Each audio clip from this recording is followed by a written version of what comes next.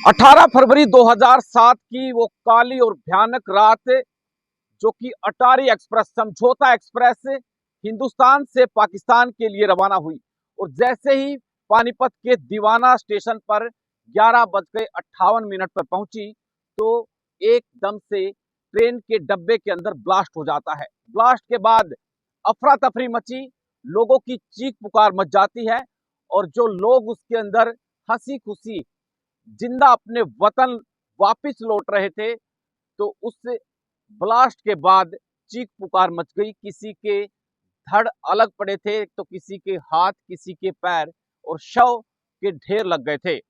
और वो मंजर किस तरह का रहा होगा, खुद लोगों ने बताया कि उस वक्त उनकी रूह कांप उठी। और जैसे ही ब्लास्ट हुआ, धमाका इतना जोरदार था, और जैसे ही सूचना मिली तो पास का गांव सिवा, जिससे गांव के सरपंच सहित सैकड़ों लोग रेलवे स्टेशन की तरफ दौड़ पड़े और लोगों को बचाने का प्रयास किया गया। लोगों के जो अंदर घायल हुए थे, उन घायलों को पास लगते सिविल अस्पताल में भिजवाया गया।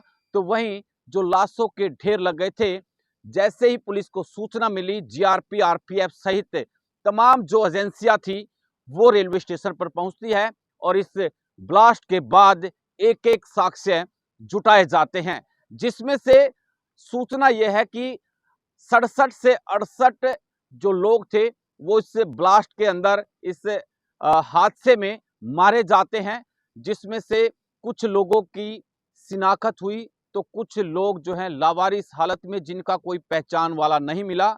उन लोगों को साथ में महराणा गांव पड़ता है पानीपत के अंदर, उस महराणा के कब्रिस्तान के अंदर दफनाने के लिए वहां पर रख दिया जाता है।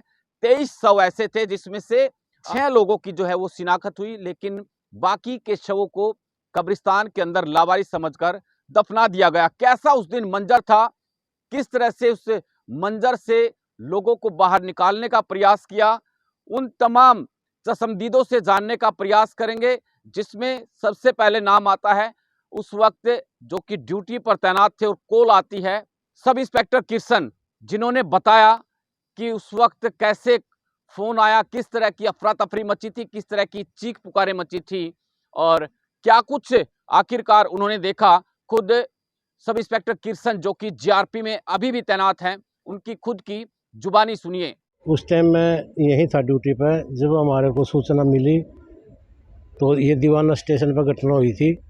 हम वहाँ मौके पर पहुँचे थे और हमारी जीआरपी की लगभग सारी फोर्स वहाँ बुला ली गई थी और वहाँ लगभग जो है ना 67 लोगों की मौत हुई थी। बहुत भयानक मंजर था, लाशों के ढेर लगे हुए थे इधर उधर।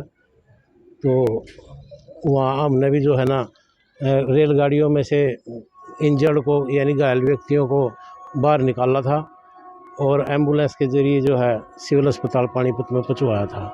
वहाँ विस्फोट होने की वजह से आग लगी थी, उसमें काफ़ी जो है ना लोग घायल हुए थे और काफ़ी लोगों को जो है ना घायल अवस्था में वहाँ से निकाला गया था गाड़ी से और एम्बुलेंस की मदद से सिविल हॉस्पिटल पानीपत में पहुँचवाया था।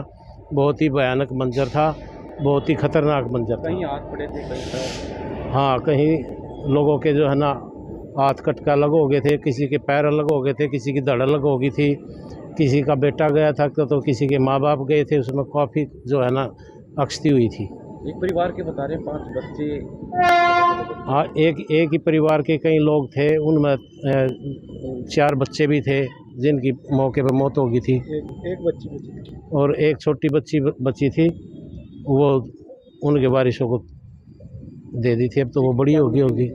काफ़ी सारी वहाँ जो गाड़ी थी उसमें जो लोग बचे हुए थे, जो इंजर्ड थे, जो घायल थे, उनकी और जिन्होंने अपने खोए थे उनकी जो है ना काफ़ी चीख पुकार वहाँ लगी हुई थी। वहाँ गांव सिवा के लोग भी काफ़ी आगे थे। उस टाइम के जो सरपंच थे उन्होंने भी जो है ना काफ़ी मदद करी थी, प्रशासन के साथ काफ़ी सहयोग किया था उस टाइम लोगों ने। मैंने कभी ऐसा हादसा कभी नहीं देखा था, इतना भयानक जो मंजर था वो हमने कभी नहीं देखा था। 18-19 फरवरी 2007 की रात समझौता एक्सप्रेस में जो ब्लास्ट हुआ वो एक बड़ा दर्दनाक और खौफनाक मंजर था। परमात्मा ऊपर वाला करे ऐसा हादसा दोबारा देखने को ना मिले, क्योंकि वो एक मानवता पर हमला था। जिसने भी किया, जिस मकसद से किया, वो उसमें कामयाब नहीं हो सके, क्योंकि हमारी सरजमीन जो है पानीपत की, ये भाईचारे की एक मिसाल है। यहाँ आज तक कोई ऐसा काम नहीं हुआ कि जिसमें भाईचारा ख़राब हो। तो उसमें कुछ प्लानिंग लोगों की रही, क्योंकि असामाजिक तत्व इस तरह की हरकतें करते हैं। क्योंकि ये जो ट्रेन है दूसरे मुल्क में जाती थी, ख़ास तौर से पाकिस्तान दूसरे मुल्क में, तो उसमें हमारे देश के भी गया बिहार और इधर जो है नजीबाबाद वगैरह के लोग थे, कुछ पाकिस्तानी भी नागरिक थे।